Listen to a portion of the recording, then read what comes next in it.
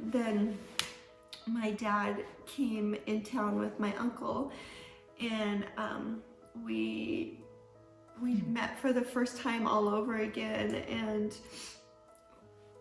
it was quite an amazing weekend. We connected right away, and my dad would just sit there and cry, and I would cry. It was just like this weekend of crying, but it was like this family that was like my family, and we all connected so closely, and it really proves like blood is so much stronger than what you think. And my grandma got me a room in this little town in Sylvain. She got me a cute little room, and she got a room for my dad next to me, like separate, and in Sylvain the rooms are like motels, like they're outside, they're cute little German town. And so the first night we went back to the hotel or the motel thing, and my dad sat in my room and we just chatted until 2 in the morning.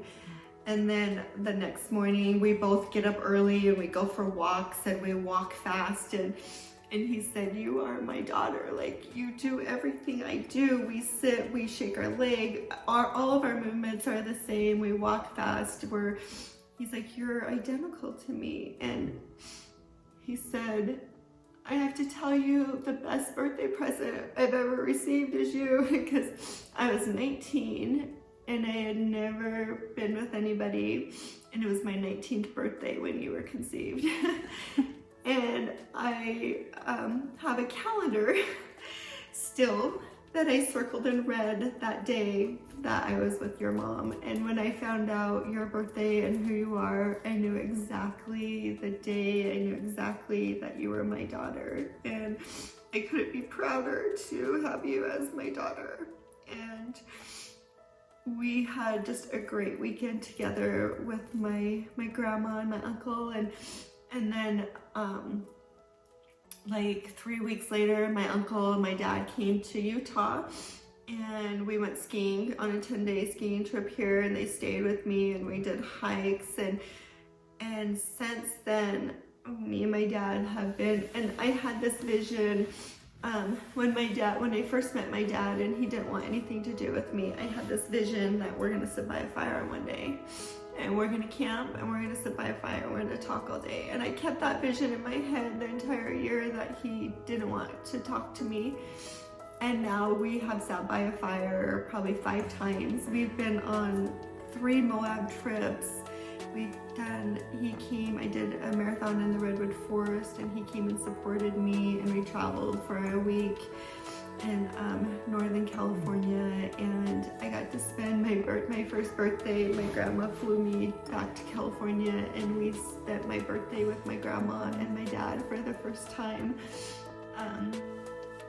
And my grandma is probably my most favorite person in the world.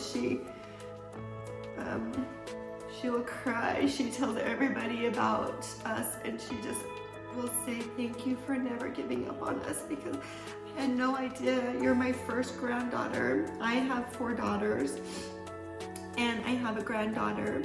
My oldest daughter was born on August 4th. My grandma's birthday is August 4th, and my granddaughter's was due on August 4th, but she was born on August 3rd.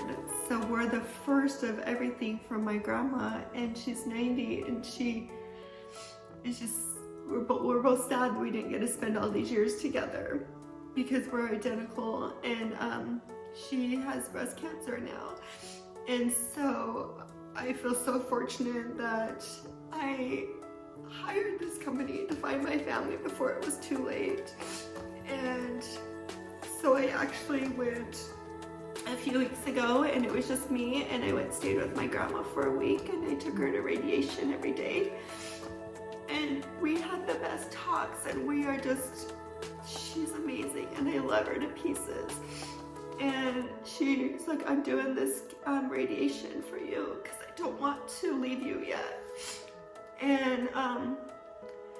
And she is just the spunkiest, greatest lady ever. And come in February. My grandpa lives in Mississippi, and so I'm gonna fly out and meet him in February.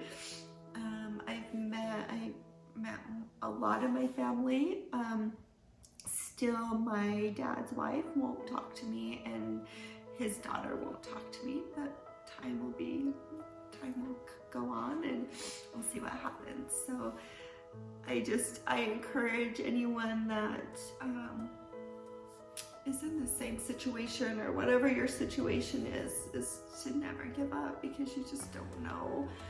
And I think I have a good eye of being rejected and patience, and then now having this family, and there's still some struggles. There's still the other family, and he has another daughter, and there's still some of that stuff that is not perfect, but it's amazing. Like, I don't know what I would have done not knowing my family, and I have to say it's been the greatest year of my life, and I honestly owe it all to you guys. I know it took it took all of us to get to this point, but I'm so grateful, and I can't wait to see like the rest of what is to come. I don't know what else.